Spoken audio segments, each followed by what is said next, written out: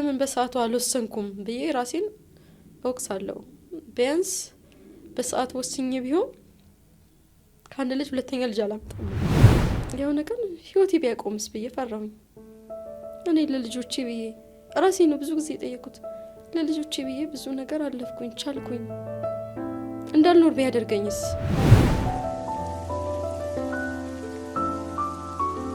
ራሴን ለማጥፋት ወሰንኩኝ። ግን ደግሞ መልሼ ራሴ ማጥፋት እንደሌለብኝ ራሴን ማጥፋት እንደሌለብኝ ደግሞ ለልጄ መኖር እንዳለብኝ ደግሞ አሰብኩኝ። ልጅሽ እኮ ዳነ ሲለኝ ዶክተር ዘለልኩኝ ማለት ነው። ቁስሉን ረስቼዋለሁ።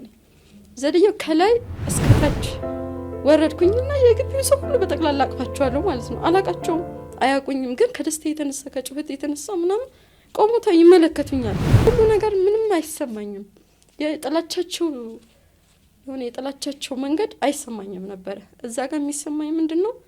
ያሳለፍኩት ህይወት በጣም መራር ስለሆነ በልጄ እንኳን ይክሰኛል። ምናልባት ሲወልድ እንኳን እሱም ይረጋጋል። አንዳንዴ ለልጅ ተብሎ የሚኖር አለ አይደለ? እንደዛም ብያስብ ነበር። ግን ያው ነው ህይወትን አይቶ እንደገና እንደ አዲስ ወደ ኋላ መመለስ ከባድ ነው። አንዳንዴ ይሆናል ያሉት አይሆንም እንደገመቱት። ሰላም ጤና ይስጥልን የተወዳችሁ ተመልካቾቻችን እንዴት ሰንብታችኋል? እነሆ ዛሬም በሌላ ድንቅ ታሪክ ከእናንተ ጋር ተገናኝተናል። የዛሬ ባለታሪካችን የ25 ዓመት ወጣትና እንዲሁም የሁለት ልጆች እናት ናት። እነሆ በዚህ የእድሜ ሂደቷ ታዲያ በርካታ ውጣ ውረዶችን አልፋለች፣ ፈተናዎችን ተጋፍጣለች። ለመሆኑ ምን አይነት ፈተናዎችን ተሻገረች?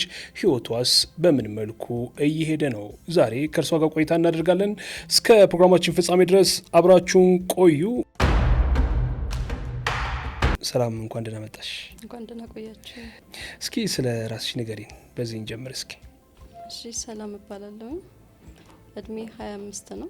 የሁለት ልጆች እናት ነኝ። ሲንግል ማም ነኝ።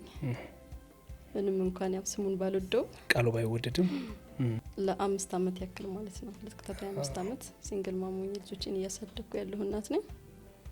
በዚህ የህይወት ውጣ ውረድ ውስጥ በጣም ብዙ ቻሌንጆች አሉ።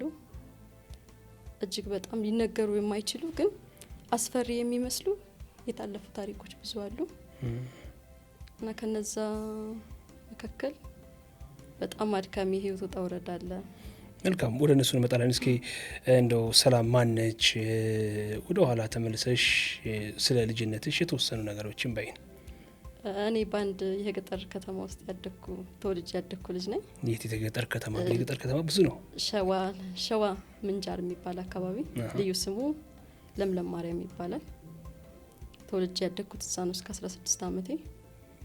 ከ16 ዓመቴ ላይ ትዳር ይዤ ከቤተሰብ ወጥቼ በ16 ዓመትሽ ነው የገባሽው? በ16 ዓመቴ ነው የወጣሁት። ከቤተሰብ ወጥቼ አዳማ ነበረ የትዳር አጋሪ የነበረው እየኖርኩ የነበረ እና ያው ከዛ በኋላ ያለው ሂደት ልጆች መጡ። 16 ዓመት አጋማሽ 17ኛ ዓመት ላይ የመጀመሪያ ልጄን ወለድኩኝ። እንዴት ነው ግን በ16 ዓመት ትዳር? ያው ከባድ ነው፣ ቀላልም ነበር። ልጅነቱም ስላለ ቀላል ነው የሚመስለው፣ ኃላፊነቱ ደግሞ በጣም ከባድ ነበር እና ያው በልጅነት እድሜ ኃላፊነት መወጣት በጣም ከባድ ነው። ግን እንደዛም ቢሆንም አንዴ አምኜበት የገባበት ህይወት ስለነበረ ከክብደቱ ያው ቅለቱን ነበር ይዤ እየሄድኩ የነበረው። በመልኩ ነው ወደ ትዳር የገባሽው? አንቺ ወደሽ ነው ወይስ በመልኩ ወደ ትዳር አመራሽ? አይ ወዶ ምናምን በሚለው አይነት አይደለም። ቤተሰብ እንዲህ ባቻ ጋብቻ በሚል በጋብቻ ምናምን የመጣ ነገር ነው። ያው ያቀኛል ላቀዋለሁኝ፣ ግን ያን ያክል እንዲህ በፍቅር ምናምን በሚል ታሪክ አልነበረ። ቅርብ ጊዜ ነው ከሆነ እንግዲህ አሁን 25 ዓመትሽ ከሆነ ብዙ የራቀ አይደለም። አሁን በዚህ ጊዜ ሳለ እንደዛውን እንደዛ አይነት ትዳር አለ። ያው ማህበረሰቡ የኛ አካባቢ ብዙም ያን ያክል ዘመናዊ ህይወትን የለመደ ማህበረሰብ አልነበረም። እኔ ባለሁበት እድሜ ላይ በነበርኩበት እድሜ ላይና አንዳንዴ ደግሞ ምንድነው አሁን ላይ ያለ ነጻነት የዛን ሰዓት የለም። ያለበት ቤት ሊኖር ይችላል። እኔ ብዙም ነጻነት ያለኝ ልጅ አልነበርኩም። ቤት ውስጥ የመጀመሪያ ልጅ ነኝ።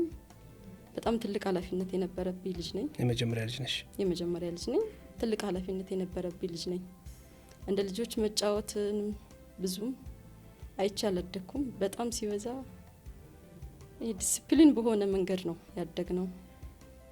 ወጥቼ አድሬ እንደዚህ የሆነ አቅጣጫ ምናምን መሄድ አይቻልም። እኛ ቤት በጣም ሲበዛ ወታደራዊ ስነ ስርዓት ነበረ። አባቴ በጣም ጠንቃቃ ሰው ነው። እኔ ወጥቶ ማደርን የተለያየ ቦታ መሄድን ምናምን ያየሁት ከትዳር በኋላ ነው። ወጥቼ ትዳር ላይ ነው ገባሁት። ቀጥታ ከእናቴ ቤት ወጥቼ ወደ ትዳር ነው የገባሁት የነበረው። እነሱን በሚያስከብር መልኩ ነው የወጣሁት። ስቲል በራሴ ወስኜ አልወጣሁም። የእነሱን ሀሳብ አክብሬ።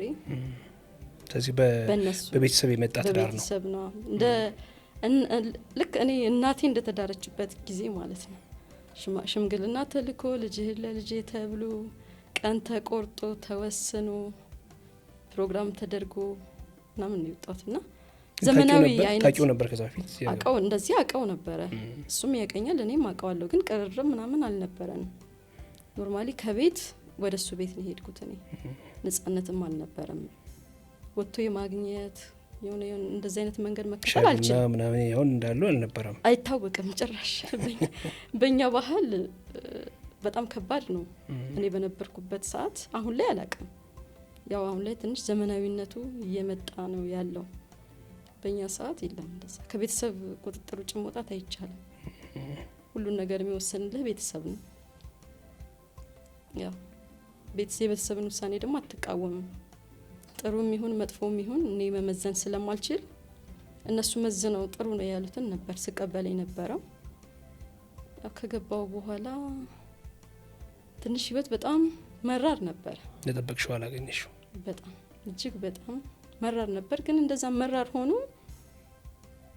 ያ ነጻነትን ብዙም አልፈልገውም ነበርና አመታትን አስቆጥሬ ያለውኝ ቶሎ መውጣት ምናምን አልቻልኩኝም። 5 አመት አካባቢ ቆይቻለሁኝ በትዳር። በእነዚህ 5 አመታት ውስጥ 2 ልጆች ነው ያፈራሁት። ልጆቼ ብዙም የእድሜ ልዩነት የላቸውም። የመጀመሪያ ልጅን ወለድኩኝ፣ እሱን እያሳደግኩኝ ሁለተኛ ልጅ መጣ። በቃ የቤት እመቤት በሚለው የለም የቤት እመቤትነት መማርም አልቻልኩኝም። መስራትም የምችልበት ነገር አልነበረም። የቤት እመቤት ነበርኩኝ። እስከ ስንተኛ ክፍል የተማርሽው? 9። የመጀመሪያ ልጅን ነፍሰ ጡር ስሆን ያቆምኩት። ተጽዕኖ ነበረ። እንድማርም አይፈልግምም ነበር። እርግዝናም ነበረ። ትንሽ የህመም ምናምን ችግሮች ስለነበሩ ከ9ኛ ክፍል ነው ያቋረጥኩት። አልጨረስኩም ትምህርት። ጨርሳለሁ የሚል ሀሳብ ነበረኝ። በአጋጣሚ ደግሞ ሁለተኛ ልጅ መጣ። አልቻልኩም መማርም መስራትም። ቁጭ ብዬ እያሳደግኩ ነበር የነበረው። ህይወት መክበድ የጀመረው ከዛ በኋላ ነው። ከወለድሽ በኋላ? ልጅ ከመጣ በኋላ ህይወት በጣም እየከበደኝ መጣ። ግን ምንድነው ለትንሽ ነገር እኔ ያደግኩበት የቤተሰብ አስተዳደግ ምንድነው ለትንሽ ነገር ነገሮችን አጉልተው አያዩም ነበር እና ያንን ነገር አይቼ ስላደግኩኝ በጣም ጥቃቅን የሚባሉ ግን አይምሮን በጣም የሚጎዱ ነገሮች ነበሩ በትዳር ህይወት ውስጥ ባለሁበት ሰዓት ማለት ነው። እና እነዛን ነገሮች ችላ ብዬ ነበር ማልፋቸው። እንደሚጎዱኝ አውቃለሁ፣ ግን ጥቃቅን ናቸው ብዬ አስብ ነበረ። ከዛሬ ነገ የተሻለ ነገር ይኖራል፣ ለውጥ ይኖራል፣ መቀየር ይኖራል የሚል ሀሳብ ነበረኝ። በተቃራኒው ደግሞ ከኔ እሱ የተሻለ እድሜ ላይ የነበረ ሰው ነበር። የስንት አመት ዲፈረንስ ልዩነት ነበራችሁ? 13 አመት። 13 አመት ልዩነት እና ለትዳርም ቅርብ ነው የሚሆነው። ለብዙ ነገር ማስተዋል የሚችልበት እድሜ ላይ ነበረ። ግን ያን ነገር አላየውም እኔ። ያው ያን ነገር ባላይም ግን ብዙም እኔ ከሰው የምጠብቅ አይነት ልጅ አልነበርኩም። አስተዳደጌም እንደዛ ነው። ሁሉንም ነገር በራሴ መወጣት እንድችል እኔ ሳድግ በጣም በስነ ስርዓት ነው ያደግኩት። ለዛም በጣም ነው የማመሰግነው ቤተሰቤ። ከሰው ምንም ነገር እንዳልጠብቅ አድርጎ ነው ያሳደገኝ። በተለይ አባቴ ከሰው ምንም ነገር እንዳልጠብቅ ነገሮችን በራሴ መወጣት የምችል ልጅ እንደሆን አድርጎ ነበር ያሳደገኝና ያ ነገር አይምሮ ውስጥ ስለነበረ ከሰዎች እርዳታ አልጠይቅም። በጣም ብዙ ከሰዎች እርዳታ የሚያስጠይቁኝ ነገሮች ገጥሞኝ ያውቃሉ ትዳር ላይ ያለሁኝ ማለት ነው። እኔ አሁን የትዳር አጋሪ ብዬ መጀመሪያ ህይወት ትዳርን ስጀምር የአባቴ አይነት ሰው ነው የሳልኩት። ሰዎች እንዳይሰሙ ምንም አይነት ነገር ቢኖር እንኳን የሷን ቤተሰብ እንዳይሰማ የእሱን ቤተሰብ እንዳይሰማ እኛም እንዳንሰማ አድርገው ነበር ነገሮቻቸውን ችግሮቻቸውን የሚፈቱትና ትዳር ውስጥ ስጠብቅ የነበረው ያን ህይወት ነበር። እኔ ጭራሽ የማይገናኝ ነገር ነው የገጠመኝ። ግን የማይገናኝ ነገር ቢገጥመኝም ለመወሰን ብዙ አልቸኩልኩም። ከሱ አልፎ ስቲል እኔ እህቱ ልትመታኝ ሁሉ መሰንዘር ድረስ እስከምትደርስበት ሰዓት ድረስ መልስ ሰጥቻት አላውቅም። ግን እንዴት ተገናኛላችሁ? በአንድ ግቢ ነው የምትኖሩት? አንድ ግቢ አይደለም፣ ግን እኔ አሁን እሱን ሳገባው ብዬ ማስበው ሙሉ ቤተሰቡን ነው ያገባሁት። ገብቷል። እኔ አሁን እዛ ጋር ከሱ ምንም ነገር ልጠብቅ ትችላለህ። ባልና ሚስት ስትባል ትዳር ሲባል ብዙ አይነት የውጣ ውረድ እንዳለው ሸክም እንዳለው አውቃለሁ፣ እረዳለሁ። ለእኔ ግን ትልቁ ሸክም ቤተሰቡ ነበር። እናት አባት የለውም፣ እህት ወንድሞች አሉት። እዚህ ጋር ማንሳት የምፈልገው አንድ ነገር ምንድነው፣ ታላቅ እህትና ወንድም አሉት። በጣም ስርዓት ያላቸው ናቸው። ስለነሱ ሳልናገር አላልፍም። በሁለት በኩል ናቸው። የእናት ልጅ ለብቻው አለ፣ የአባት ልጅ ለብቻው አለ። ሰፊ ነው። ሰፊ ትልቅ ቤተሰብ ናቸውና ታናናሾቹ የእናት ልጆች ናቸው። ስለነሱ አሁን ብናገር ራሱ እንዴት ነው ሰውኛ ባህሪ እነማጣው ብዬ ነው ማስበው፣ ዳግመኛ ሳስታውሰው ማለት ነው። በተቃራኒው ግን ሁለት የአባት ልጆች አሉት። በጣም ስርዓት ያላቸው ናቸው። በጣም የተከበሩ ናቸው። እጅግም ሲበዛም ከሱ ይልቅ ለኔ ነበር የሚቆሙት። ብዙ ጊዜ ለማስመከር ሞክሬ ያለሁኝ፣ በተለይ ታላቅ እህቱ ለማስመከር ሞክሬ ያለሁኝና እስኪ ቻዩ ነው ብትለኝ የነበረው። ማለት ለምን ብላ ከጠየቀችው የሚሰጣት ምላሽ በጣም የሚያስጠላ ነበር እና ቻዩ ትለኝ ነበር። በእውነት አንቺ የምታያቸው እሱ ላይ የምትመለከታቸው ችግሮች ምን ነበሩ? እንዴት ነው በቃ ይሄ ኢግኖር ማድረግ ጊዜ ያለ የሆነ አንቺ አትችይም። እስቲል መጀመሪያ ወደ ትዳር ሲያስገባኝ ፈልጎ እኔን አይቶ ቤተሰቤን አይቶ ፈልጎ አስፈቅዶ መደረግ ያለበትን ነገር ተደርጎ ነው። እሷ ለኔ ሚስት የምትሆን ሴት ናት ብሎ አስቦ ነው። እኔ አይምሮ ያመነው ደግሞ ቤተሰቦቼ ስላመኑበት ባል የሚሆነኝ ሰው ነው። ትዳር ላይ ከገባው በኋላ ግን ለሱ ሚስት ልትሆን የምትችል ሴት ምን አይነት ሴት ናት ብዬ ስለሆን ግራ ነው የሚገባኝ ለራሴ ማለት ነው። ከሚነግርሽ ነው ከሚናገረው ነገር አንጻር ተናግሮ ማሳመን አይችልም። ይሳደባል፣ ወይ ዕቃ አንስቶ ይወረውርብሃል፣ ወይ የሆነ ነገር ያደርጋል። እስቲ ልጆች አንተ አሁን ልጅ እያለ ሁለት ልጅ እንዲግራና ቀኝ ይዤ ተወርሮብኝ ያውቃል፣ የሆነ ዕቃ ተነስቶ ማለት ነው። ያ ማለት ምንድነው ማስተዋል እንደማይችል ነው የምትረዳው። የተወረወረው ነገር እኔን ይመታል ወይ ልጆቼን ይመታል፣ መምረጥ አይችልም አይደል?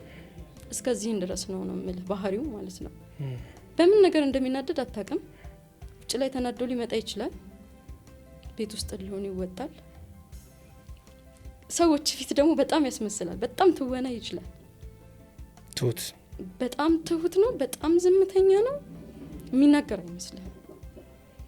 ጭራሽ እኔ ነኝ የምናገር የምመስለው። ማለት እኔ ከሰዎች ጋር አቀራረባለሁኝ። እንግዳ ቤቴ ከመጣ በቃ እንግዳነት ስሜት እንዲሰማው አልፈልግም እና እኔ ነኝ መጥፎ የምመስለው ለሰው ማለት ነው።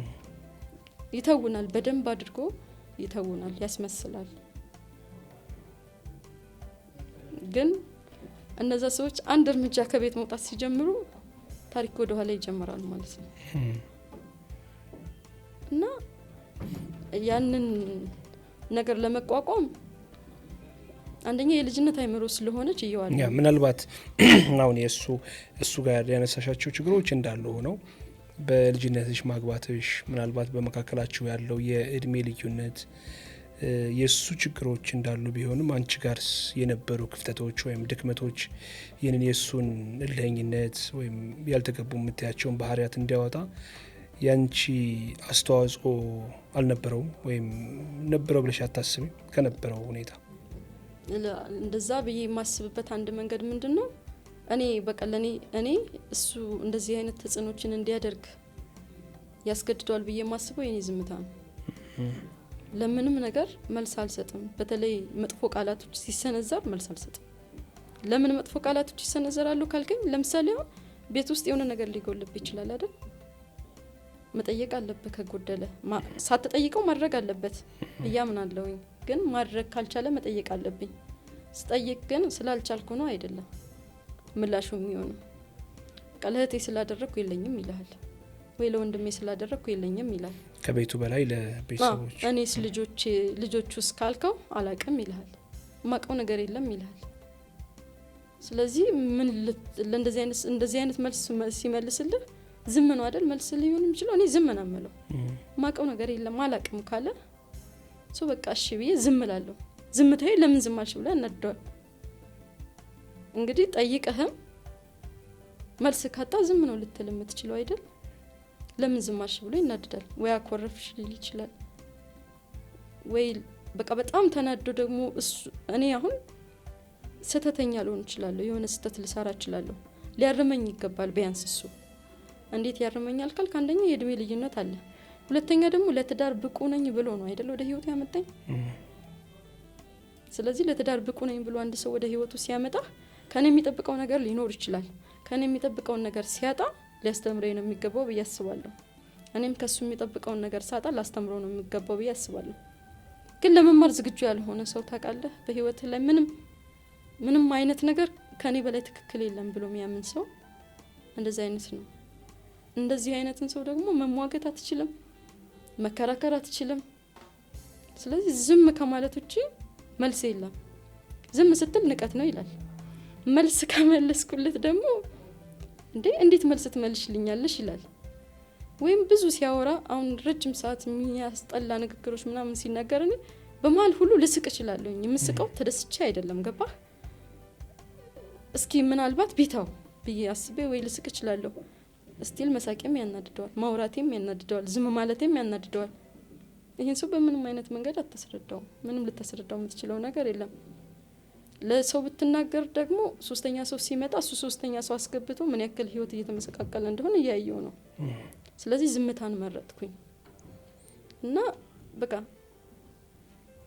እኔ እንጃ አሁን የሆነ ትዳር ውስጥ ነበርኩ ወይ ብዬ ራስን ይጠይቃለሁ። ከአንዳንድ ትዳሮች ትረዳለህ፣ ብዙ ነገር ይታያልና ትዳር ውስጥ ነበርኩ ወይ በእነዚህ 5 አመታት ውስጥ አሁን እኔ እስቲል ትዳር ውስጥ ነበርኩ ወይስ እስር ቤት ውስጥ ነበርኩ? ምን ሆኜ ነው ብዬ አሁን ጠይቃለሁ። ለምን በትንሹም ቢሆን እንኳን ራሴን አትርፌያለሁ፣ ከኔ በላይ ልጆቼን አትርፌያለሁ። አስብ አሁን የትልቁ ልጄ 3 አመት ከምናምኑ ላይ ነው የተለያየን፣ አብረን ልዩነት የፈጠር ነው 3 አመት ከምናምን የ3 አመት ከምናምን ልጅ ሆኖ ነውና እሱ ሲሳደብ የነበረውን ቃል ልጁ ይጠቀመው ነበር። የ3 አመት ህፃን ልጅ አስበው፣ የሆነ ከዛ ህፃን ማጥብቀውን ስድብ ሲሰድብህ ወይ ሲናገር እሱን ስድብ መሆኑን አያውቅም። ገባ? አሁን በአብዛኛው እየሰማሽኛ አይደለም ይላል። ተናዶ ነው ወይ ቃወሩሮ ነው ወይ የሆነ ነገር አድርጎ ነው ወይ ተሳድቦ ነው ምናምን መልስ አልሰጠውም። ዝም ብዬ ያየዋለሁ። አሰሚም ደንቆሮ ነሽ ይላል ማለት ነው። ታውቃለህ? ይሄንን ሲል እኔ በጣም እንደወሰን ያደረገኝ ውሳኔ እሱ ነው ከምንም በላይ። የኔ ልጄ ደግሞ ህፃናቶች ጋር ቁጭ ብሎ እያወራ ምናምን ደንቆሮ ናችሁ ይላል ማለት ነው። ምን ያክል ልጄን እያጣሁት እንደሆነ አስብ። እዛ ጋር ራሴን እያጣሁ ነው። ራሴን እያጣሁ ባለሁበት ህይወት 5 አመትን ኖርኩኝ። ግን 6ኛ አመት ሳመጣ ምን አይነት ልጅ ነው እያሳደግኩ ያለሁት? እስቲ ላስቆም በሞክር እንኳን ይሄን ህፃን ልጅ በምን መንገድ ነው ላስቆመው የምችለው? እቺ ትንሽዬዋ ቃላት ናት የሰማት ወይ ደግሞ በልጅነት አይምሮ የያዛት ናት። በጣም ብዙ አሉ፣ በጣም ብዙ። እኔ ነፍሰ ጡር ሆኜ ገፍትሮኝ ምናምን ነገርና ልጄ ቀድሞኝ የወደቀበት አጋጣሚ ሁሉ ነበር። ትንሽ ህፃን ልጅ ነው፣ ልዩነታቸው 2 አመት ነው ልጆቼ። ብዙ ያን ያክል ትልቅ ልዩነት የላቸውምና ሲገፈተረኝ እኔ እንደምወድቅ ሲያቅ እሱ ቀድሞኝ የወደቀበት አጋጣሚ ሁሉ አለ። ያ ማለት ልጁ መሸከም ከሌለበት በላይ ህይወትን እየተጋፈጠ ነበር ማለት ነው። እና ከዛም አልፎ ግን እሱንም ችዬው አልፌው ትቼው ምናምን እስኪ ቆይ ከዛሬ ነገ ለውጥ ይኖራል በሚልም ትቼው ሁለተኛ ልጅ መጣ። አሁንም አላደገም ያ ሰው። ስለዚህ አንዱ ልጄን በመጥፎ አይነት መንገድ እያሳደግኩት ድጋሜ ደግሞ ሁለተኛ ልጄን በመጥፎ አይነት መንገድ የሆነ አይምሮ እንዲቀረጽ እንዲበላሽ አልፈልግም። ተሻሻል እንሻሻል ብለህ ካልክ እጥፍ ነው ስድቡ። በተለይ የሚናገራቸው ማለት የሆነ የሚናገራቸው ንግግሮች በጣም ነው የሚያሙት። ገባህ? አንድ ልጅነቷን ሳትጨርስ ትዳር ውስጥ ለገባች ልጅ ያን ያክል ንግግር በጣም ነው የሚያመው። ግን እንደዛም ቢሆን መቻል ደግሞ ግድ ነው። ምክንያቱም ትዳር ቀልድ እንዳልሆነ ያየሁበት መንገድ ብዙ ስላለ ከቤተሰቦቼ እለቱን የሆነ ትዳር ውስጥ ገብተህ እለቱን ማፍረስ የሚለው ነገር አይምሮ ውስጥ አልነበረም። ለዛ ብዬ በጣም ታገልኩኝ፣ ቻልኩኝ። ግን ህይወቴን እንደሚያሳጣኝ አይነት መንገድ መጣ። በጣም ብዙ አለ። ለምሳሌ አራስ ቤት ምናምን ላይ ሆኜ በጣም ማረሳው የመጀመሪያ ልጄን እንደወለድኩኝ ሆስፒታል ውስጥ ነበርኩኝና ለ7 ቀን አልወጣንም እና በዛ አጋጣሚ መቼም ማረሳው 7 ቀን ሙሉ በገና በ16 አመትህ በ16 አመቴ ወልጄ መሬት ወለል ላይ ነበር ስተኛ የነበረው። ኃይለ ማርያም እንደሚባለው ኃይለ ማርያም ይባላልና የዛን ሰዓት ገና ጅምር ነበረ። ለዚህም ብዙም ያን ያክል እንትን ነው ለእናቶች አዳማ እና ያን ያክል አልነበረም። የወለድኩት ምሽን ነው። በሪስክ አለው ልጁ አላለቀሰም ሲወለድ 13 ሰዓት ነው ያመጥኩት። ኦፕሬሽን ወለጂ ምናምን ብለውኝ ነበር። አልፈልግም እችላለሁኝ ብዬ ስላሰብኩኝ ፈጣሪ ነው የሰጠኝ። በጣም ብዙ ነፍሰ ጡር ሆኜ በጣም ብዙ መከራና ስቃይ አልፌያለሁ።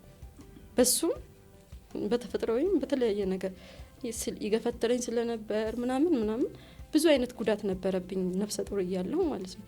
እና ያ ጉዳት ስለነበር አመጣ መውለድ አትችልም ኦፕሬሽን ትሁን ምናምን ሲባል አይ አልሆነም አምጪ መውለድ እችላለሁ።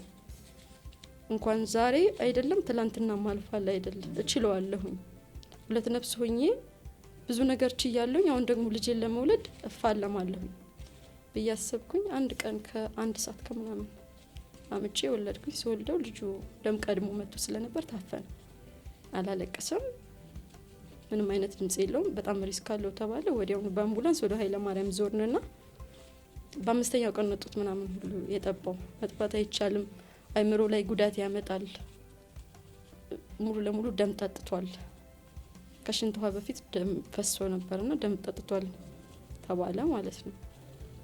እዛ በነበርኩበት ስቲል እንደዛ እንኳን ሆኖ እኔ ላይ ምንም ማንም ሰው ትኩረት የሚያደርግ አልነበረ። እናትና አባቴ ናቸው ከገጠር መጥተው ነበር። እነሱ ብዙም ያን ያክል የከተማውን ህይወት አያውቁት። ምን በላች ምን ጠጣች ምናምን ተጎዳች ምናምን የለም። ሙሉ የእሱ ቤተሰብ ታርጌታቸው የነበረ ያኔ እሱ ተጎዳ ነበር የሚሉት። አምጪ ወለድኩት እኔ ነኝ፣ ብዙ መከራ ያየሁት እኔ ነኝ። ምንድነው ምክንያታቸው እንደዛ ማለት? በቃ ማለት ለምን እንደሆነ አላውቅም። እኔ አሁን በጣም ግራ የሚያጋባኝ ነገር ጥላቻቸው ከምን እንደመነጨ አላውቅም። ገባ? የሆነ ሰው ለመጥላት ምክንያት ሊኖርህ ይገባል፣ ግን ጥላቻቸው ምን እንደሆነ አይገባኝም። እኔ የዛን ሰዓት በዛን ሁኔታ ውስጥ እያለፍኩ እንኳን 7 ቀን እንደዚህ ካርቶን አንጥፈህ ወለል ላይ አንዲት እናት መተኛት ማለት ምን ያክል ከባድ እንደሆነ ማሰብ አያቅትም። እንደዛ ለገንዘብ ችግር ነው ለዛ ይሁን አይደለም። የዛ ሰዓት ጊዜው መጠለያ ነበር የነበረውና እዛው ካልወለድክ ኃይለ ማርያም ላይ እዛው ካልወለድክ አልጋ አታገኝም። ከሌላ ቦታ ሪፈር ስትባል ህፃኑ ጉዳት ላይ ስላለ ህፃኑን የማዳን ርብርብ ነበር ያደረጉ የነበረው እንጂ እኔ እዛ ስላልወለድኩ ለኔ አልጋ ምናምን አልተገኘም። የለም መጠለያ አለ ከኋላ በችቡድ የተሰራ መጠለያ ነበር። ያኛው ህንጻው ገና ነበር ጅምር ነበር አላለቀምና እዛ ላይ ነው ከቤት የሚያመጣል ፍራሽ ምናምን የሚያመጣል ካል ይቻላል። እስቲል ግን ማንንም የሚያመጣልኝ አልነበረም። እና ይሄን ካርቶን ምናምን አለ ካርቶን ላይ በቃ እዛ ላይ ነው ስተኛ የነበረው ማለት ነው። አርብ ወልጄ ሐሙስ በሳምንቱ ነው የገባሁት ቤት እስከምገባበት ሰዓት ድረስ ማለት ነው። እና ያን ሁሉ መከራ እያሳለፍኩኝ ማንም የተወደቅሽ ምናምን የሚል የለም። በቃ እኔ ምንም ነኝ እዛ ጋር ገባህ። የኔን ቤተሰብ ደግሞ ያን ያክል ገጠር ላይም ስለሆነ ያን ያክል ብዙ ማመለካከት የላቸውም፣ እንደዚህ ዘመናዊ አመለካከት የላቸውም። ልጁ እኔም ደግሞ ማስብ የነበረው ያን ሁሉ መከራ ይቻለሁኝና ልጄ ነበር ማስብ የነበረው። እዛ ጋር መሬት መተኛቴ ሙሉ ሌሊት ነው የምሄደው። ትጠራለህ፣ ትሄዳለህ። ሙሉ ሌሊት ከታች እስከዛ ጀርባ ነው መጠለያ ያለውና ከጀርባ እስከ ህንጻው ላይ ነው ያላለቀም፣ ህንጻው ላይ ነው ህጻናት ማሞቂያ ምን የነበረው ማለት ነው። ማሞቂያ ውስጥ ነበረው። በጣም በቃ በግሉኮስ ምናምን በእጁ በእግሩ ምናምን ተሰካክቶለት ነበር የነበረው። ማልቀስ እስኪችል ድረስ ጡት መጠባት አይችልም ስለተባለ ኖርማል ነሱን ለማቆየት በግሉኮስ ነበር የነበረውና ሁሌ ማስበው የነበረው በጣም ብዙ ህመም አለ። በስቲሽ ምናምን የወለድኩት ስቲሹ ያን ያክል ከባድ አይደለም ለኔ። ለምን እዛ ጋር ልጄ ነበር ማስበው የነበረው። ስታየው ተስፋ ያለው ደግሞ አልነበረም። እግዚአብሔር አንዳንዴ እግዚአብሔር እኔ ካጣሁት ይልቅ የሰጠኝ ብዙ ነው ብዬ ነው ማምነው። ስቲል ምንም ተስፋ ያለው አይመስልም። በቃ አይ ይሄውን ይድናል ብለሽ ነው ምናምን ይሉኝ ነበር የሱ ቤተሰብ የነበሩት ማለት ነው። እንደው ይሄ እኮ እንደው ዝም ብሎ ተስፋ እንጂ አይድንም ይላሉ። እኔ ግን አንድም ቀን ልጅ አይድንም ብዬ አላውቅም። ልጄማ ይድናል፣ ምንም አይሆንም፣ ልጄ ይድናል ምናምን እላቸዋለሁ ማለት በቃ የሆነ ተስፋ ማስቆረጥ የለም። እኔ ይመስለኛል አሁን ላይ ሆኜ ሳስብ የዛን ሰዓት ልጁ አይድንም ምናምን እያሉኝ በዛው እንደጠፋ የሚፈልጉ ይመስለኛል። የሆነ እዛ ህይወት ውስጥ እንዳልመለስ፣ እዛ ትዳር ውስጥ እንዳልመለስ የሚፈልጉ ነገር ይመስለኛል። አላውቅም። ከዛ ሁሌ እንደዛ ላቸው ነበር። አይ እኔማ የሰጠኝ ፈጣሪ ስለሆነ መቼም ከኔ አይወስድም፣ ልጄ ይድናል እላቸው ነበር። በቃ ተስፋ የሚያስቆርጥ ንግግር ነው የሚናገሩት። አንተ ዝም ብለህ ተጎዳህ፣ ቤት ይተኛ ምናምን ይላሉና ሁሉ ነገር ምንም አይሰማኝም። የጥላቻቸው መንገድ አይሰማኝም ነበር። እዛ ጋር የሚሰማኝ ምንድነው ያሳለፍኩት ህይወት በጣም መራር ስለሆነ በልጄ እንኳን ይክሰኛል። ምናልባት ሲወልድ እንኳን እሱም ይረጋጋል። አንዳንዴ ለልጅ ተብሎ የሚኖር አለ አይደለ? እንደዛም ብያስብ ነበር። ግን ያው ነው። ከዛ በቃ ሆስፒታል ላይ 7 ቀን ምናምን ቆየን። 5ኛ ቀን ላይ ልጄ ድምጽ አሰማ። በህይወቴ ዳግመኛ እንኳን ብፈጠር የማላገኘው እድል የዛን ቀን ነው። ያችን ቀን መቼም ነው ማረሳት። ከዛ ልጅሽ ይጣራሉ ቤቢ ሰላም ምናምን ብሎ ጣራኝና ዶክተሩ ልጅሽ ዳና አለኝ ማለት ነው። እንዴት እንደጮኩ እኔ አላስታውስም። ከዛ አፌን ነው ያዘኝ። ይሄን ያክል ተጨንቀሽ ነበር እንዴ ምናምን ነገር አለኝ ሁሉም ማለት ነው። አይ እኛ እኮ በቃ ካልሆነም ነገ ሌላ ቀን ነው ገባህ። እኔ እህቱም ጭንቅላቴ ውስጥ በጣም መጥፎ ንግግር ያስቀመጠችብኝ የመጀመሪያ ቀን ያን ቀን ነው። እንዲህ ተደግፋ ቆማለችና ጮኩኝ ማለት በደስታ እያመመኝ ነበረ። በጣም ያመኛል። ምግብ ምናምን አልበላም፣ ምናምን ስበላም አይስማማኝም። ልጄ ጋርም ሀሳቤ ስላለ በጣም ነበር ያመመኝ ነበረውና እስቲ ልጅሽ እኮ ዳነ ሲለኝ ዶክተሩ ዘለልኩኝ ማለት ነው። ቁስሉን ረስቼዋለሁ። ዘልየው ከላይ እስከ ታች ወረድኩኝና የግቢው ሰው ሁሉ በጠቅላላ አቅፋቸዋለሁ ማለት ነው። አላቃቸውም፣ አያቁኝም። ግን ከደስታ የተነሳ ከጩኸት የተነሳ ምናምን ቆሞታ ይመለከቱኛል። ከዛ አየችኝና ብዙም አትደሰች ገና ነው እኮ አለች ማለት ነው። አስብ ያን ሁሉ ሰው የሚያቀኝን የማያቀኝን እኔ በደስታ ያቀፍኩኝ ልክ ወደ እሷ ተመልሼ እሷን ነው ያቀፍኳት። ከዛ አይ ብዙም ተስፋ አታርጊ ገና ነው አለችኝ ማለት ነው። ከዛ በቃ መፈጠሬን የጠላሁት ምን ያክል እኔን ልትጠላኝ ትችላለች። ምንም ቢሆን እኔን ግድ ሰውን ወደደኝ አይባልም አይደል? ሰውን ወደዋለሁ እንጂ ወደኛል ማለት አይቻልም። እኔን ልትጠላኝ ትችላለች። ግን ምን ያክል ነው የወንድሟ ደስታ ማስደስታት? ምን አስባ ነው አልኩኝና ተመልሼ ደግሞ ራሴን ጠየቅኩኝ። እንዴ ምን ሆኜ ነው እኔ መጥፎ ነገር ማስበው? መቃይ ጅምሩ ካማረ መጨረሻውም ያምራል። ታያለሽ ልጄን ይዤ እገባለሁ አልኳትና ዝም ብዬ ወጣሁኝ ወደ ላይ ወደ ፎቅ ወጣሁኝ። የለችም ማለት ነው። ተመልሼ ስመጣ የለችም። በቃ በአብዛኛው እየተደሳሰቱ የነበረው ምንድነው ህይወት እዛ ጋር እንዲያበቃ ነበር የሚፈልጉት። የትዳር ህይወትሽን እንዲቆም ነው እሱ ነገር እንዲያበቃ የሚፈልጉት። ልጁ የሆነ ነገር ቢሆን ህይወት እንዲያበቃ ነበር የሚፈልጉት የነበረው ማለት ነው። ስመለስ የለችም። ከዛ በኋላ በቃ ተጀመረ ማለት ነው እንዲ ውስጥ ለውስጥ መሄድ። በቃ አንዳንዴ ልትናገራቸው የማትችላቸው በጣም ብዙ ህመሞች አሉ እና በጣም ብዙ ነገር ተፈጠረ። መጨረሻ ላይ ሲገረዝ በቃ ማለት ይመክሩታል። እሱ ሆነ የቤት ይመጣሉ ልጁ ድኖ ከሆስፒታል ከወጣ በኋላ ማለት ነውና ይመጣሉ ይመክሩታል። በቃ የማይናገረው ስቲል አራስ ሆኜ አራስ መሆን የራሱ ትዝ አይላቸውም። የማይናገረው ንግግር የለም። ከዛ እናቴ አልቻለችም። እናቴ ነበረች እኔ ጋር ማለት ነው። የሚናገረው ንግግር እኔ ነው የሚናገረው ንግግር በጣም ነው የሚያሳመመው ምናምን። የሱ ቤተሰብ ምናምን መተው ግሩፕ ፈጥረው የሚናገሩት ንግግር በጣም ከባድ ሆነ። ከዛ እናቴ አልችልም አለች። 15 ቀን ምናምን ተቀመጠች እና ልጄ ይሄን ህይወት ነው እየኖርሽ ያለሽው አለች። አዎ አልኳት። እኔ አልችልም አለች። ተነስታ ሄደች ጥላይ ማለት ነው። እንግዲህ አስበው የ15 ቀን አራስ 7 ቀን ሙሉ ሐኪም ቤት የቆየች። ከዛ በኋላ 1 ሳምንት ውስጥ ነው ቤት ውስጥ የተቀመጥኩት። ምንም መታረስ የሚባለው ነገር አላውቀውም እኔ። አራስነት ምንድነው ልጅ ወልዶ መታረስ ምንድነው ብትለኝ አላውቅም።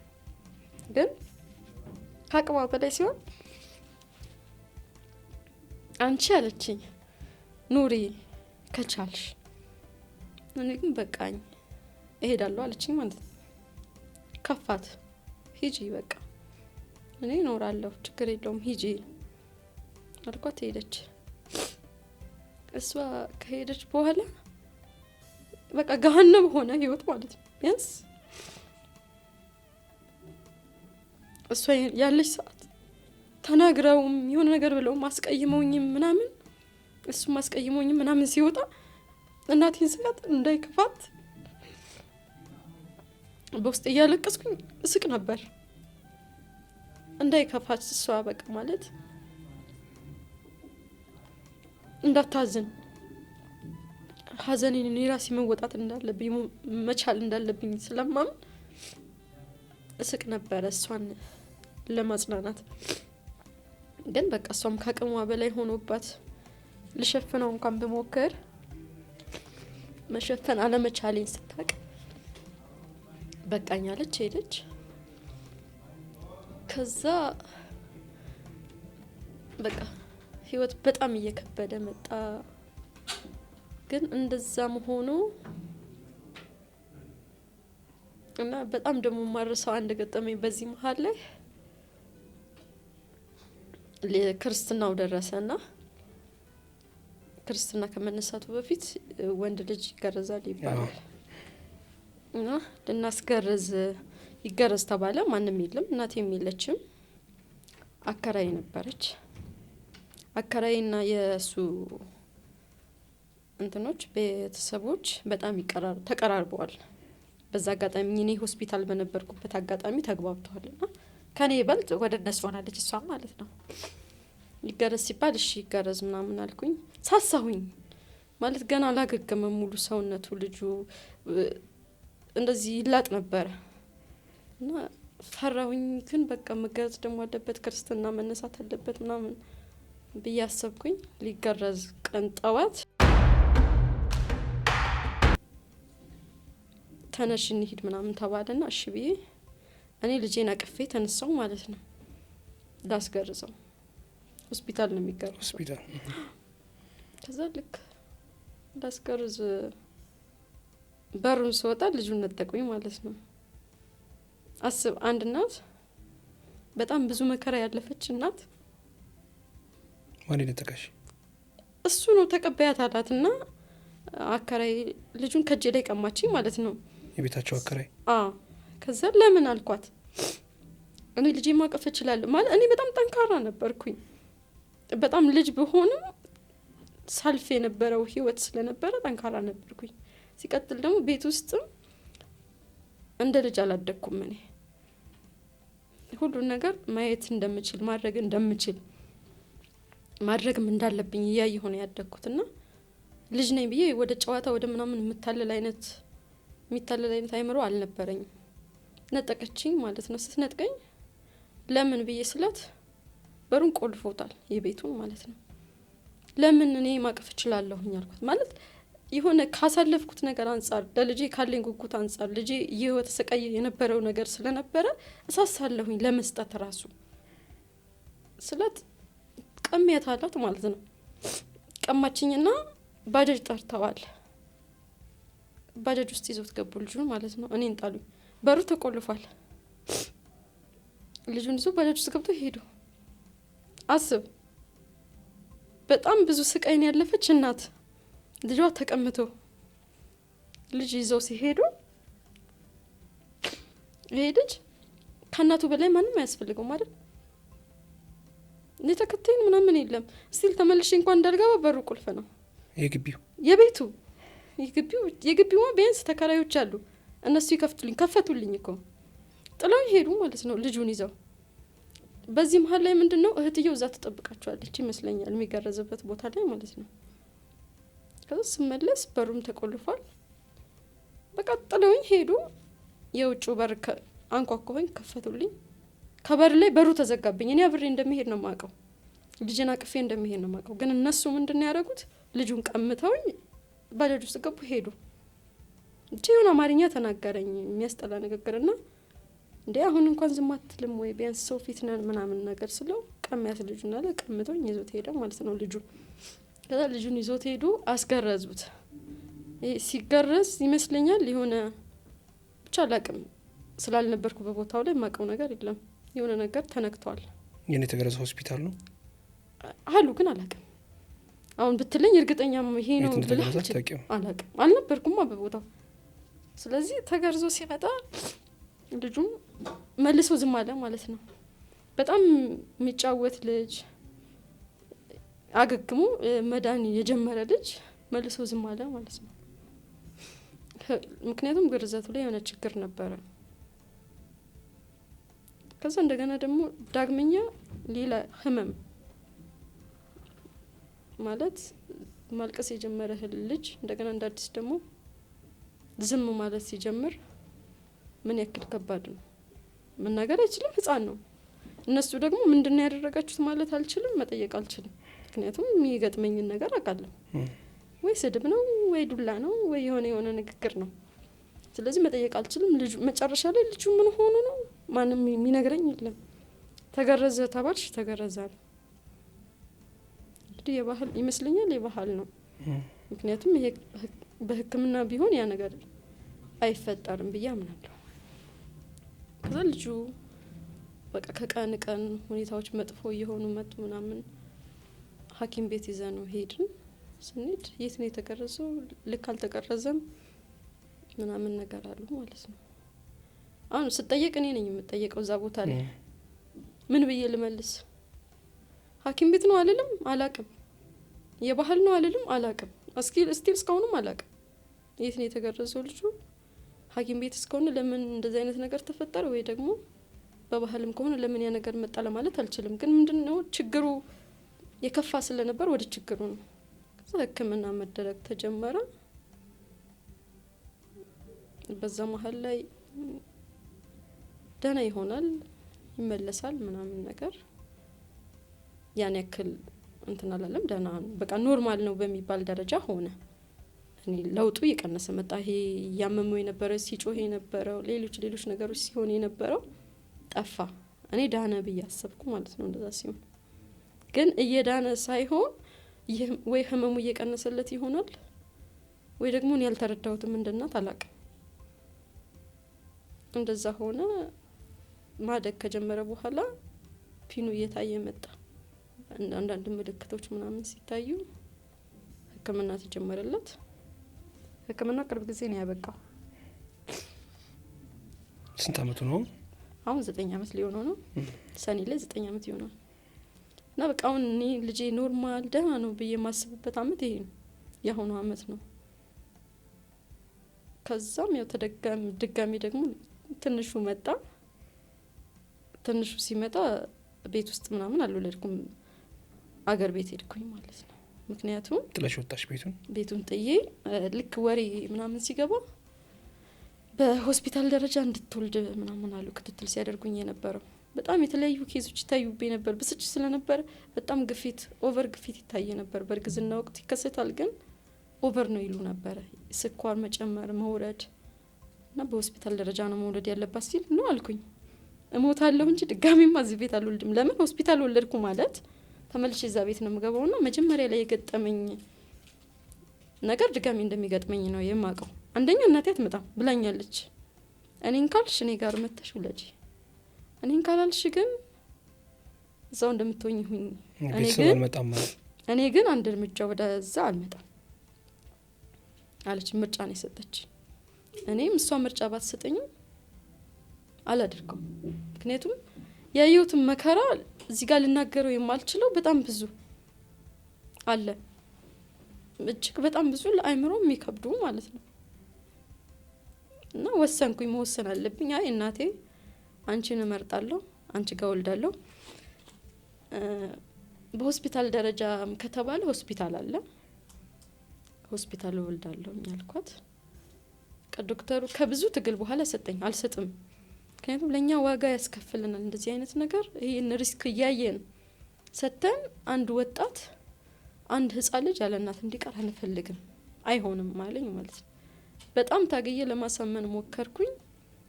በሆስፒታል ደረጃ እንድትወልድ ብሎ አስጠንቅቆ ሰጠን፣ ማስረጃው ማለት ነው። ህክምና ሙሉ ማስረጃዬን ሰጠኝ። ሄድኩኝ ቤተሰብ ጋር ወሬን ጨርሼ 9 ወር ምናምን ጨርሼ ነው ሄድኩት። ግን እንትን ነበረ ይሄ ደስተኛ ያለ መሆን ነገር ነበር፣ ምግብ ያለ መብላት ብዙ ነገር ስለነበር 2 ወር ጨመርኩኝ በእርግዝናሽ። 9 ወር ጨርሼ ሄጄ መች ታህሳስ 39 ወር ጨርሼ ጥርን የካቲትን መጋቢትን ጀምሬ ነው የወለድኩት። መጋቢት 11 ነው የወለድኩት። 2 ወር ጨምሬ ማለት ነው። ሐኪም ቤት ስንሄድ ምናምን ደህና ናት፣ ምግብ ስለማትበላ ነው፣ አንዳንድ ኬዞች ስላሉ ነው ምናምን እየተባለ እዛም ከሄድኩ በኋላ ወሬ ካለፈ በኋላ ትንሽ ቢያንስ አይምሮ የሰላም መሆን ጀመረ። ከቤት ከወጣው በኋላ ማለት ነው። ከቤት እስከ መውጣት ድረስ የነበረው በጣም መጥፎ ነበረ። አንደኛ ልጅ ያለ፣ ሁለተኛ የሱ ተጽዕኖች አሉ፣ ይመጣሉ። ቀን በቀን ነው ሊያዩኝ የሚመጡት። ማለት እኔን ፈልገው አይደለም። ለምን አሁንስ አትሄድም ማለት እስከ መች ነው የምትቀመጠው የሚለው ነገር ውስጣቸው ነበር እና በጣም የሚያስጠላ እስቲል 9 ወር ሳልጀምር 8 ወር አካባቢ ላይ በጣም የሚያስጠላ ነገር አድርገው ነበር በመሀልና ወስኝ ሁሉ ነበር የዛን ሰዓት 2-3 ጊዜ ራሴን ለማጥፋት ራሱ ወስኝ ነበር። ግን መለስ ብዬ ሳስብ ከስከዛሬው አይበልጥም እና ደግሞ ገና ባልተወለደ ህጻን ልጅ ላይ ደግሞ አልወስንም። ቢያንስ በወስን እንኳን ሁለተኛው ልጅ ሆኝ እርጉዞኝ ልክ 8 ወር አካባቢ ላይ በጣም መጥፎ የሚባል ነገር እንትን ብሎ ተፈጥሮ ነበር በእኔና በሱ መሀል በእነሱ መሀል ምናምን ማለት ነውና ራሴን ለማጥፋት ወሰንኩኝ። ግን ደግሞ መልሼ ራሴ ማጥፋት እንደሌለብኝ ራሴን ማጥፋት እንደሌለብኝ ደግሞ ለልጄ መኖር እንዳለብኝ ደግሞ አሰብኩኝ። አንድ እዛ ጋር ለወለድኩት ልጅ በብዙ መከራና በብዙ ስቃይ ውስጥ ላለ ልጄ በጣም ይታመም ነበርና ለሱ ሲቀጥል ደግሞ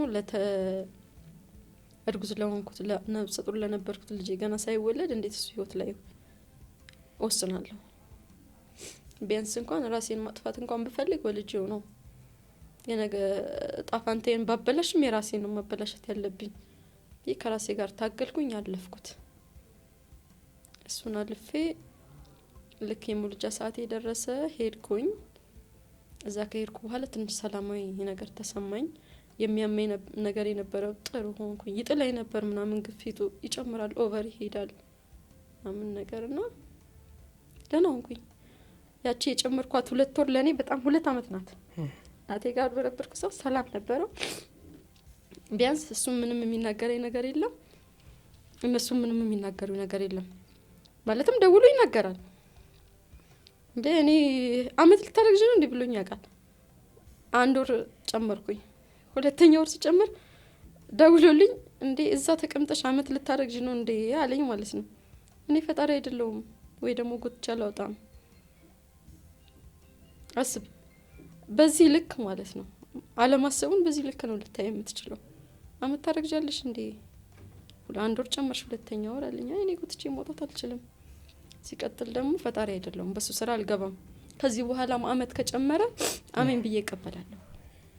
ዋናው እኔ ደህና፣ ዋናው ልጄ ደህና መሆኑ ነው ምናምን አልኩትኝ። በቃ ብዙ ነገር ይናገራል ምናምን ካልመሰለኝ አጠገቡ በሆን ምን ሊያደርግ እንደሚችል አውቃለሁ። ግን እዛ ጋር ደግሞ እኔ ያለሁት ቤተሰብ ጋር ነው፣ እሱ ያለው አዳማ ነው።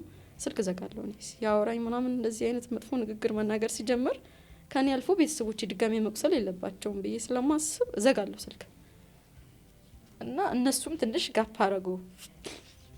እንትን እኔ ከዛ ለቄ ስወጣ ተመቻቸው። ሁሉም ነገር ማዘዝ ይችላሉ፣ እንደፈለጉት ነው የሚያሽከረክሩት።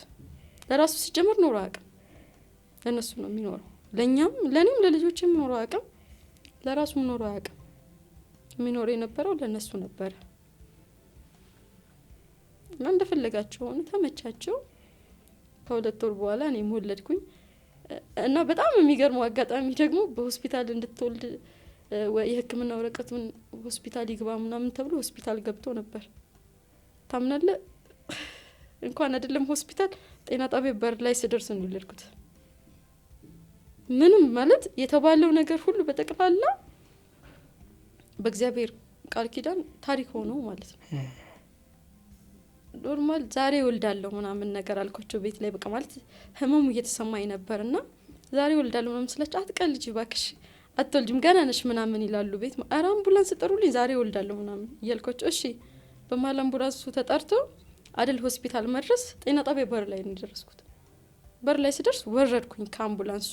ይዘው ምናምን ሊያወርዱኝ ሲሉ ኧረ እኔ መውረድ እችላለሁ ብዬ ዘልዬ ወረድኩኝ ማለት ነው። ለካስ ልጁ መጥቷል። በጣም ብዙ አእምሮ ያሰበው የፈራሁት ምናምን ነገር ቀላል ሆነ። በጣም ቀላል። ፈጣሪን በጣም አስቀድም ነበር ሁልጊዜ። እኔ ገብርኤልን በጣም ነው የማመልከው። ምክንያቱም ከብዙ ነገር አስመልጦኛል፣ ከብዙ ሰይፍ አስመልጦኛል። ዛሬ ለመቆሜም መሰረቴ ነው ብዬ አምናለሁ። እና ሁልጊዜ ከፊት ለፊት አንተ አለህ እል ነበረ። ይሄኛውን ልጄን ስለተሰቃየሁኝ በማሳደግም በማርገዝም በመውለድም ስለተሰቃየሁኝ እዚህኛው ይሄኛው ሁለተኛ ልጅ ሲመጣ ግን ሁልጊዜ ከፊት ለፊት እሱ ነበር ማስቀድም። በጭራሽ ትላንት ያየሁትን ሐኪሞች እንኳን ስቲል እያስጠነቀቁኝ ትበላሻለች በሆስፒታል ደረጃ ካልወለደች እናቴን ቁጭ አድርገው ብሏታል። እቺ ልጅ ገጠር ልሄድ ነው እያለች ነው፣ እኛ አንሰጥም፣ ትበላሻለች፣ በሕክምና ክትትል ስር መሆን አለባት ሲላት በፍጹም አልኩት። ምንም አልሆንም እኔ ታያለ እንደዚህ ያልኩት። ዶክተር አንድ ቀን መጥቼ ልጄን ይዤ አመሰግናለሁ ታያለ። እኔ ትላንትና ያየሁትን መከራ ሳላይ ወልጄ ልጄን እታቀፋለሁ እና መጥቼም አመሰግናለሁ።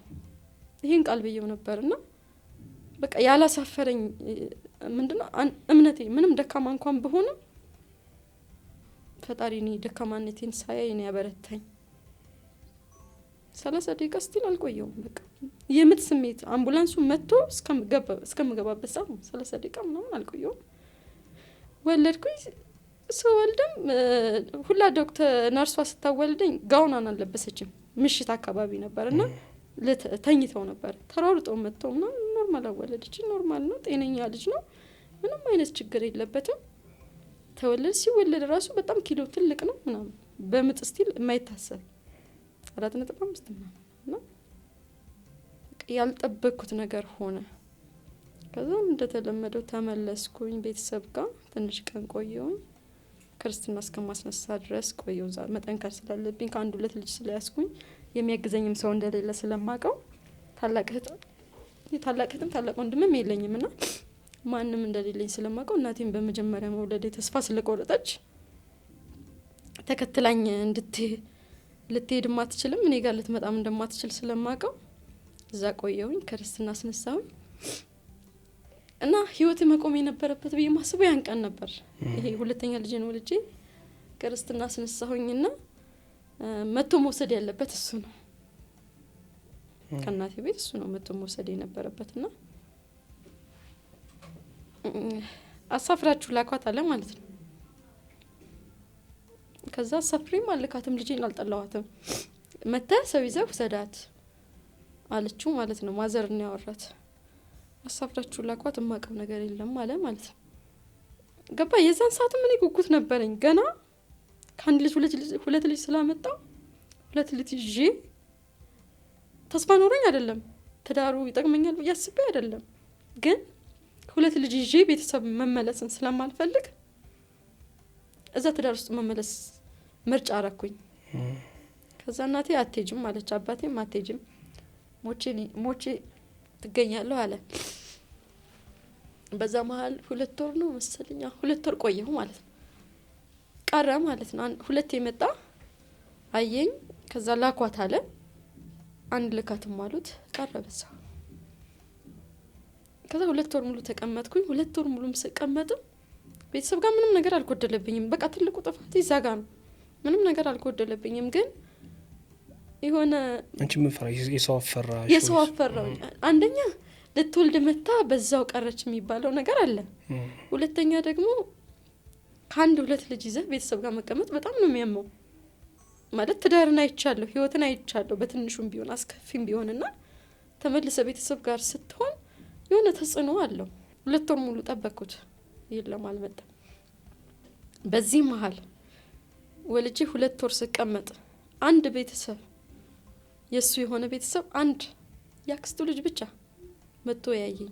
አልጠየቁሽም? አንድ ቤተሰብ ከትልቅ እስከ ትንሽ አንድ ቤተሰብ። እነዛ ሽማግሌ የላካቸው ሰዎች እንኳን አጎቱ ናቸው። በጣም ትልቅ ሰው የተከበሩ አንቱ የሚባል ሰውዬ ናቸው። የለም ሁሉም አደሙ ማለት ነው። ከዛ እኔ በጣም ፍራቻ ስለነበረኝ 2 ልጅ ይዤ ቤተሰብ ጋር መመለሱ ሲቀጥል ደግሞ በቃ አለ አንዳንዴ ህይወትን አይቶ እንደገና እንደ አዲስ ወደ ኋላ መመለስ ከባድ ነው። ከዛ መሄዳት እቺ ማትሄጂም እየተባልኩኝ እሄዳለሁ አልኳት። እናቴ ትሄጃለሽ አለችኝ። አዎ ከሄድሽ አለችኝ አሳፍርሻለሁ። ያኛው 2 አመት ከምናምን ነው፣ ገና 2 አመት ከ3 ወሩ ነው። ይሄኛው ደግሞ የ3 ወር ከምናምን ልጅ ነው። እኔ አለችኝ በተአምር ምንም ነገር ቢመጣ ልጅሽ አልሄድም፣ አሳፍርሻለሁ፣ ሂጂ አለችኝ ማለት ነው። ከዛ ሄዳለሁ አልኳት። ለምን እናት ናትና ጨክና ብቻዬን እንደማትልከኝ ስለማቅ ማለት ነው። አዎ እናቴ ሄዳለሁ፣ ምንም ቢሆን ትዳር ነው፣ ህይወት ነው። አንዴ ባልገባውበት ነበር ገብቻለሁ፣ ስለዚህ ሄዳለሁ አልኳት። እሺ ሂጂ አለችኝ። ከዛ መለሰችና የእናት አንጀት አይደለም አልቻለችም። እንደዚህ ያለችኝ መሄድ ወስነሻል አለችኝ። አዎ መሄድ ወስነሻል፣ እርግጠኛ ነሽ አለችኝ። ነገ አለችኝ የሆነ ነገር ሲበላሽ ራስሽ እንደምትወጭበት ስለማስብ ስለማምን ቀሪ ከትዳርሽ አልልሽም፣ አድርሽሽ እመለሳለሁ አለችኝ። እሺ ነው ያልኳት።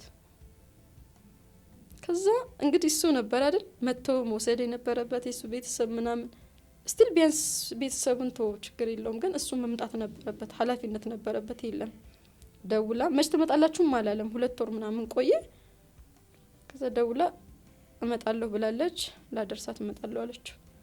እሺ ያለ እናቴ ልታደርሰኝ ስትሄድ እሱ ቤት አልነበረም፣ እህቶቹ ነበሩ። ተቀበሉን፣ አደረሰችኝ፣ ተመለሰች። ከዛ በጣም ብዙ ንግግሮች አሉ በዛ መሀል። ሶኔ ክብር ሳይኖረኝ ቀርቶ አይደለም፣ ግን እዛ ጋር ድንገት ወጥተህ መቅረት አንድ እሱ፣ 2 ደግሞ ከአንድ ልጅ 2 ልጅ ይዞ ወደ ቤት መመለስ ኃላፊነትን አለመወጣት ነው ብዬም ስላመንኩኝ ነበር ያን ውሳኔ የወሰንኩት። ሄድኩኝ፣ ገባሁኝ፣ እሷም እናቴም ተመለሰች። ድጋሚ እንደገና የሚያስጠላ ህይወት መኖር ተጀመረ። ግን ለልጆች ስል ቻልኩት፣ በጣም ብዙ ነገር ቻልኩኝ። 1 አመት ከ4 ወር አካባቢ ላይ ሲደርስ አልቻልኩም፣ በቃ ከአቅም በላይ ሆነ። አንደኛ ምንድነው ነገሮች እየበዙ መጡ። ክፍተቶች በጣም ብዙ ናቸው።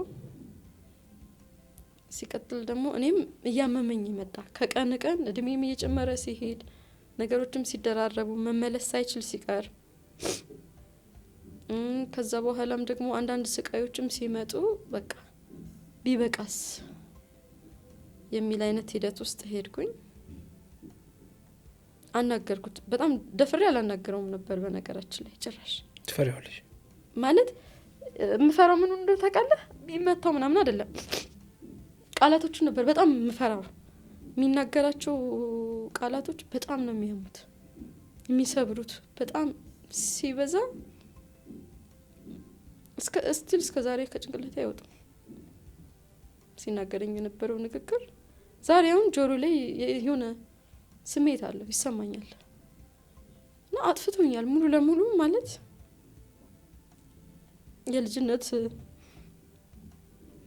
ህይወቴን አጥፍቶታል።